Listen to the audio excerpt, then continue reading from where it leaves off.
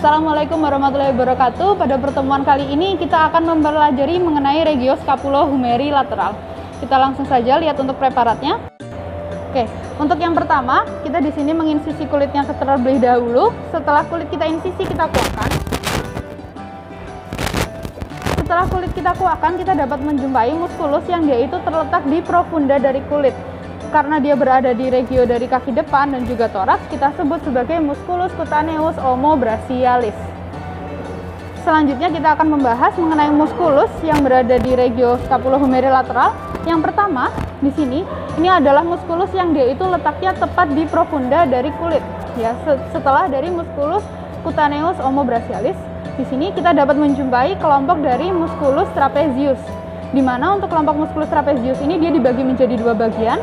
Yang pertama, di sini ini adalah musculus trapezius parcervicalis karena dia mendekati leher servikal, itu adalah leher. Kemudian untuk musculus trapezius yang kedua, yang ini adalah musculus trapezius parcervicalis, parstoracalis, mohon maaf. Nah, setelah itu kita kuakkan untuk melihat muskulus yang dia itu berada di lapisan kedua. Oke, di sini ini adalah kelompok musculus rhomboideus. Di mana untuk musculus rhomboideus sama, dia dibagi menjadi dua bagian, ada yang mendekati leher. Di sini ini adalah musculus rhomboideus cervicis. Oke, musculus rhomboideus cervicis. Sedangkan untuk musculus rhomboideus yang dia berada di toraks, ini kita sebut sebagai musculus rhomboideus thoracis. Selanjutnya, kita akan membahas mengenai muskulus yang berada di bagian depan dari scapula. Ini yang pertama, untuk muskulus ini adalah musculus brachiocephalicus. Di mana musculus brachiocephalicus ini dia terbentang cukup panjang, dimulai dari os occipital sampai ke depan bahu. Musculus brachiocephalicus. Kemudian di samping dari musculus brachiocephalicus, kita dapat melihat muskulus yang dia itu arah seratnya berbeda, yang kita sebut sebagai musculus omotransversarius. Untuk musculus omotransversarius sendiri, ciri-cirinya apabila kita kuakkan dan kita lihat dari sisi medial, di sini kita dapat menjumpai adanya limfoglandula yang kita sebut sebagai limfoglandula cervicalis superficialis. Selain limfoglandula, di sini kita dapat menjumpai adanya pembuluh darah, yaitu adalah arteri vena cervicalis superficialis. Yaitu untuk muskulus yang dia berada di bagian depan dari scapula. Sekarang kita bahas mengenai muskulus yang dia itu berada di sisi kaudal dari scapula.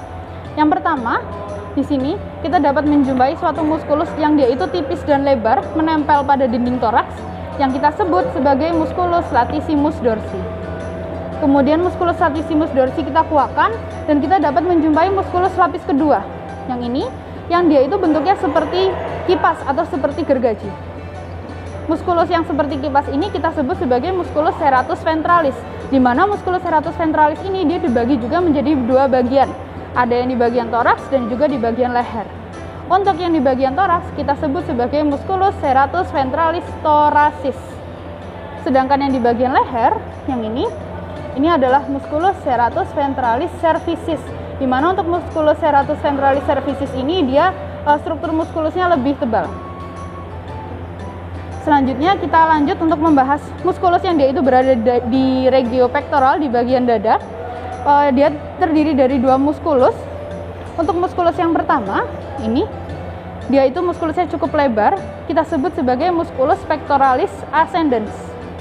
Sedangkan untuk musculus pectoralis satunya lagi, dia yang ini, dia di bagian depan, karena dia bagian depan, D depan, ini kita sebut sebagai musculus pectoralis descendens, depan, musculus pectoralis descendens.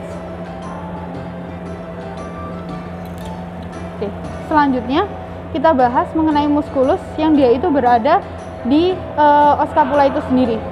Sebelum kita bahas mengenai muskulusnya, di sini kita akan mengingat-ingat sedikit mengenai struktur yang berada di os scapula.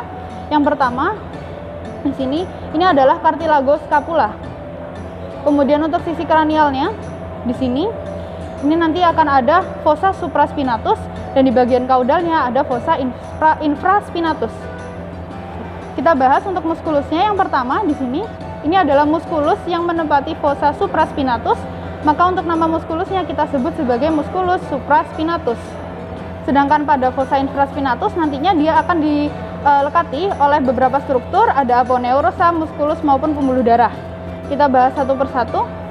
Untuk yang pertama, lapis pertama di sini, ini yang dia warnanya mengkilat. Ini kita sebut sebagai aponeurosa musculus deltoideus. Setelah aponeurosa musculus deltoideus kita kuakkan, kita dapat melihat lapis kedua. Ini adalah musculus teres minor. Kemudian musculus teres minor kita kuakkan, kita dapat melihat pada lapisan ketiga. Ini adalah musculus infraspinatus yang menempati fossa infraspinatus. Selain itu, di sini kita juga dapat menjumpai adanya pembuluh darah yang kita sebut sebagai cabang arteri circumflexa scapularis. Sudah. Selanjutnya di sini kita akan membahas mengenai dua muskulus ini. Sebelumnya kita review sedikit untuk pembatas antara fossa supraspinatus dan fossa infraspinatus. Di sini adalah spina scapularis. Dan di bagian sini pada hewan ruminansi ada memiliki ciri-ciri adanya akromion. Oke. Kemudian kita bahas untuk dua muskulus ini. Untuk muskulus ini adalah kelompok musculus deltoideus. Di mana untuk musculus deltoideus dia akan dibagi menjadi dua bagian. Yang pertama yang ini adalah musculus deltoideus pars acromialis karena dia mendekati akromion. Sedangkan yang belakangnya, yang kaudalnya, ini adalah musculus deltoideus pars scapularis. Musculus deltoideus pars scapularis.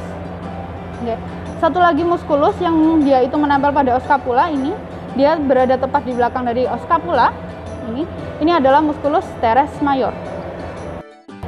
Selanjutnya kita akan membahas mengenai musculus yang dia berada di regio brachii atau dia berada di os humerus. Sebelum kita lanjut ke muskulusnya, di sini kita akan mereview sedikit mengenai struktur-strukturnya.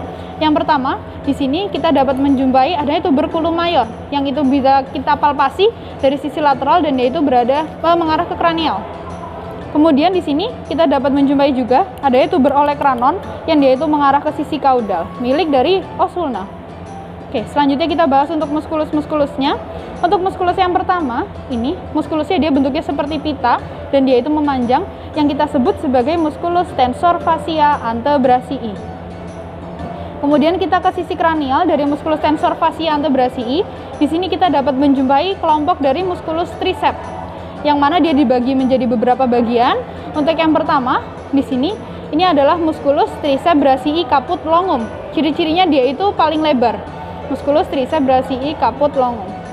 Selanjutnya, di sini ini masih kelompok dari musculus triceps brachii yang kita sebut sebagai musculus triceps brachii caput lateral.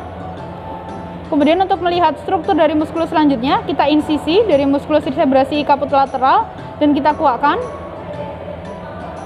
sehingga terlihat struktur seperti ini. Oke. Untuk kelompok dari musculus triceps brachii yang terakhir, ini kita hanya bisa jumpai dari sisi medial. Ini adalah musculus triceps brachii caput medial. Oke, selanjutnya kita akan melanjut ke muskulus selanjutnya. Di sini kita dapat jumpai adanya musculus anconeus. Kemudian di sini ini ada suatu muskulus yang dia itu menempati struktur sulcus musculospiralis pada os humerus yang kita sebut sebagai musculus brachialis. Musculus brachialis. Kemudian terakhir untuk muskulus yang ini dia berada di sisi kranial, dia paling kranial. Ini adalah musculus biceps brachii. Musculus biceps brachii. Oke. Selanjutnya kita melanjut membahas mengenai vaskularisasi dan juga inervasi.